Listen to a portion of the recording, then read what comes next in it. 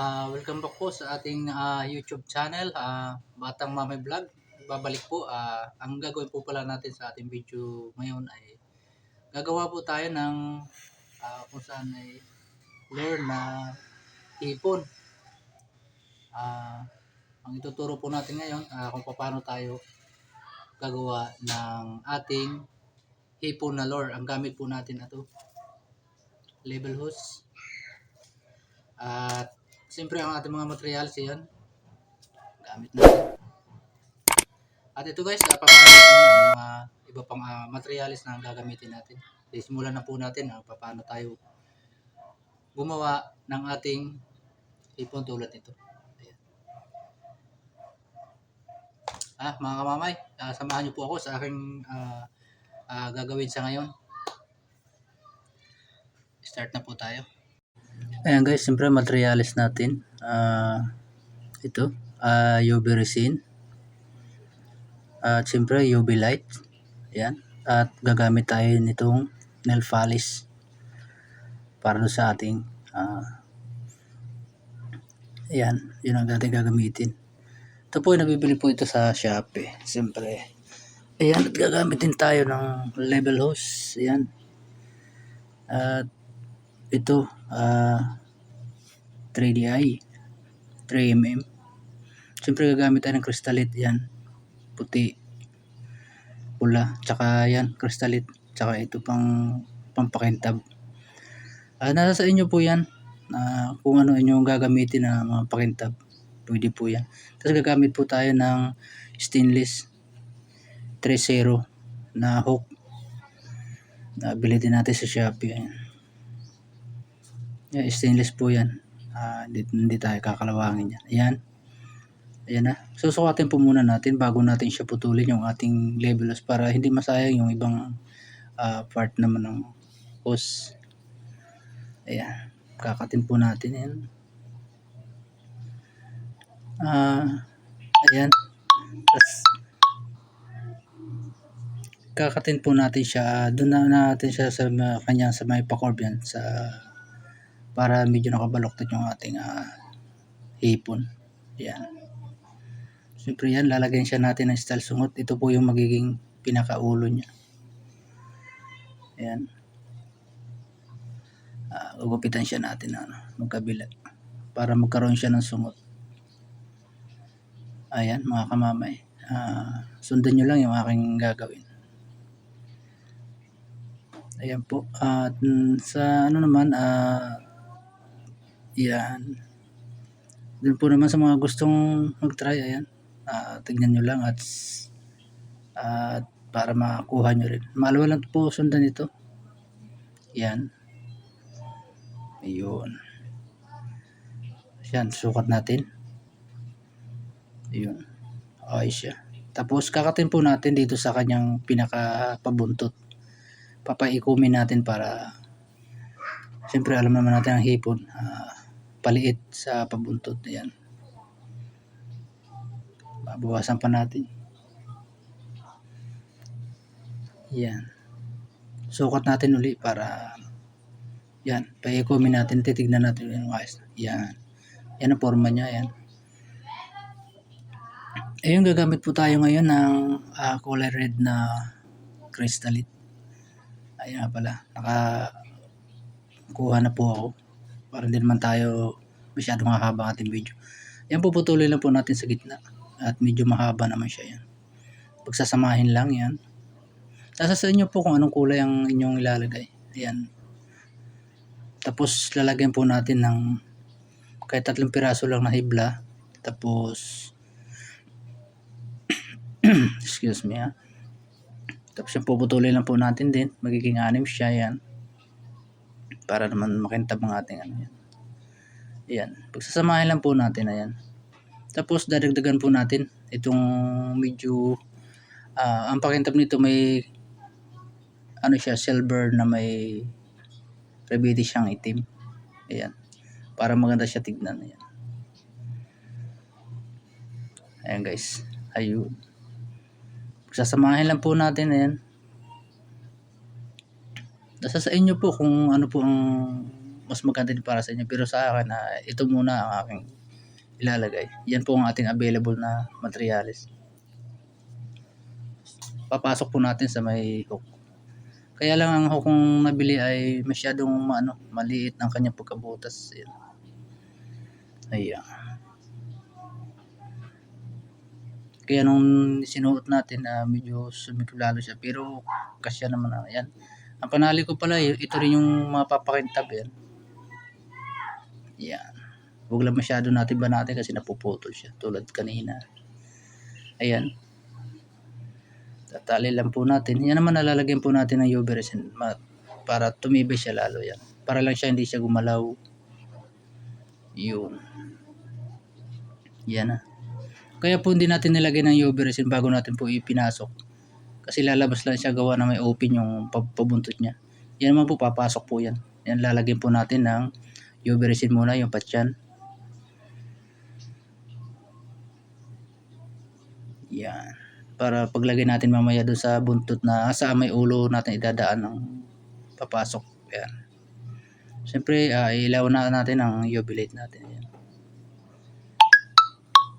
Yan.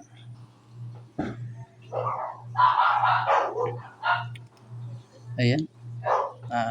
Pailawan po natin. Tapos, gagamitan po natin ito na sign pin po lang ang gamit ko dyan para magkaroon siya ng isa lang ulo. Ayan. Tapos lalagyan po siya natin ng may layer din po kasi ang kanyang likod niyan. Lalagyan po natin yan. Yan, para naman siya magkaroon din ng korte yung kanyang likod. Ayan. Nasa sa inyo po kung may pintil pin kayo, pwede rin po gamitin yan sa likod. Ayan. Yun. Lalagyan po natin. Ayan siya. Medyo maliit nga lang kasi madulas po yung ating hose. Kaya hindi masyado tumalab ang ating si pintil pin. Ayan. Lalagyan po natin ang sungot. Ayan siya. Ang ating po palang ang ating yung gagamitan ko po siya ng ating nail polish na kulay gold na mayroon siyang para glitters. Yan. Glitters nga. Yan. Lalagyan natin. Huwag lang masyadong makapal siya at medyo pangit tingnan, hindi makita yung ating nilagay na kuwan sa kanya. Yung pintel pin natin nilagay. Sign pin na yun. Manipis lang siya mga kamama. Yan. Yan. Ganun lang po, medyo na siya, wag lang masyadong kapalan. Yan. Para kita pa rin yung kanyang korte. Yan. Ayan na. Yan, siyempre iwasan lang natin na hawakan yung ating mga nilagay na nail polish kasi babakat ang ating fingerprint sa ating lure. Ayan. Dagdagan lang natin doon sa yan. Ayan na. Tapos patutuyuin lang po natin. Ayan. Ayan. Ibibilad ko po muna ito sa sa araw bago natin ituloy. Ayan. Ito na po. Tuyo na siya. Lalagyan po natin siya ng lalagyan natin siya ng sa loob ng UV resin.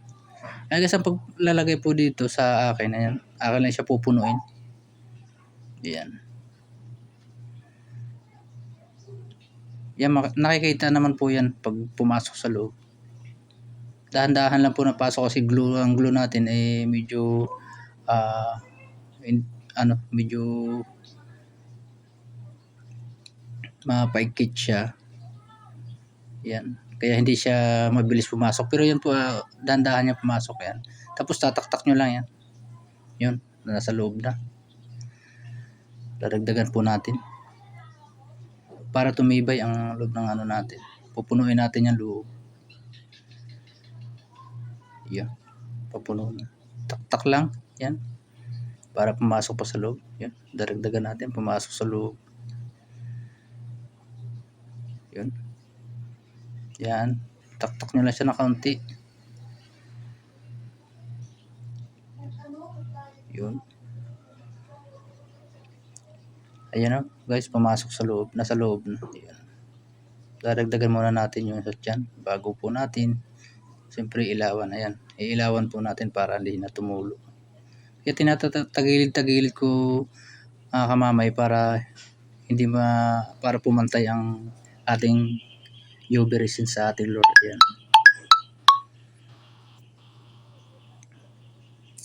Yun, lalagyan po natin siya ng kanyang mata. Gagamit tayo ng kulay pula na 3DI. 3mm po yan mga kamamay. Yan.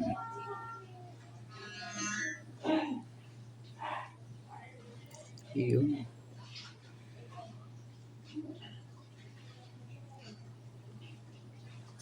Lagyan natin ng UV resin yung kanyang mata. Yan. Ilawan natin uli.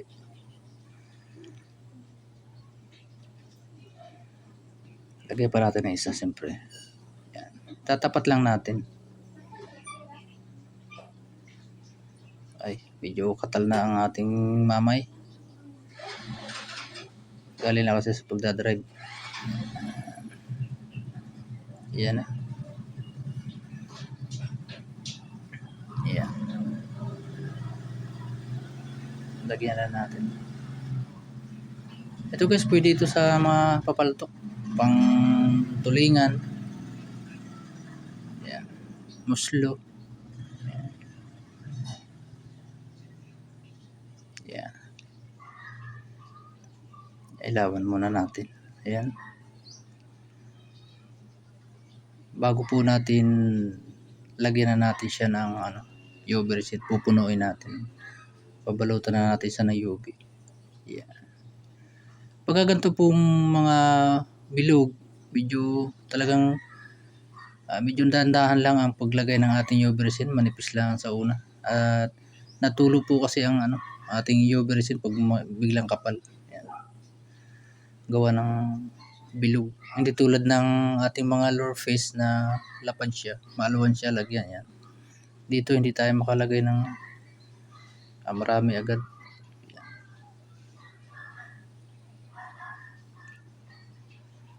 Yan. Ganun lang mga kamamay. Napakadaling gawin. Yan.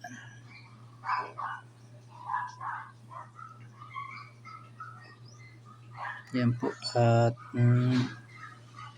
malapit na matapos yung ating hipon.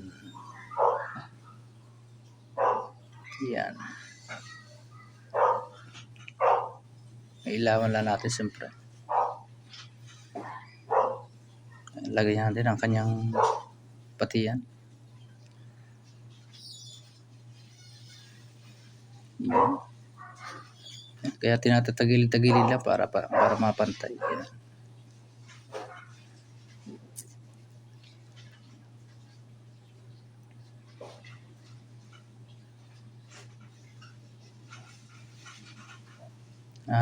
Ayan mga kamamay, malapit na matapos yung ating lure. Yan, ganda na siya tignan. Lalo sa tubig, ang ganda niyan tignan mga kamamay.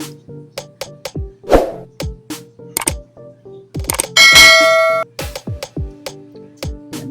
Pagkakita naman natin, pag silip natin na medyo manipis pa, lalagyan pa uli natin para pumantay naman. Ayan.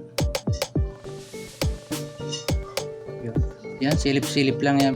Ganun pag silip, huwag sa likod ng silip po pa siya, patagilid. Kitang-kita nyo yung pinaka manipis o mataas. Yan. Pag ganong silip. Yan. Yan na. Mag-iiwan tayo. Pagka magkakat naman po dito sa sungot niya, mag-iiwan tayo ng dalawa. Parang pinaka antina. Kasi may sa ating may pinaka sungot ng ating hipon, yung pinaka parang antina niya. Lalagyan din po natin.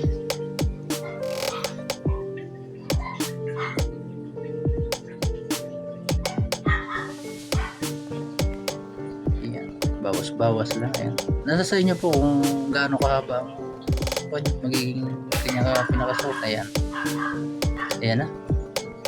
Kaya mga kamamay, yari na po ang ating hipon. Ayan mga kamamay, maraming salamat po sa inyong panonood sa aking video, at sana po kung nagustuhan nyo ang aking video, pakipindot po yung ating subscribe, at pakilike na rin po ang ating video, at pindutin nyo na po ang ating notification bell para updated po kayo sa iba pang gagawin kong video. Ayan guys, maraming salamat mga kamamay, at God bless po sa ating lahat. Shoutout po sa ating mga subscriber siyempre, at pasalamat din ako sa inyong mga suporta. And then dun po sa mga silent viewer natin, maraming salamat po, at huwag makalimut mag-like. Yan po, tapos na po yung ating shrimp lure o hipon. Ayan. Yan, God bless po sa ating lahat. Maraming salamat sa inyong panonood, at hanggang sa muli po.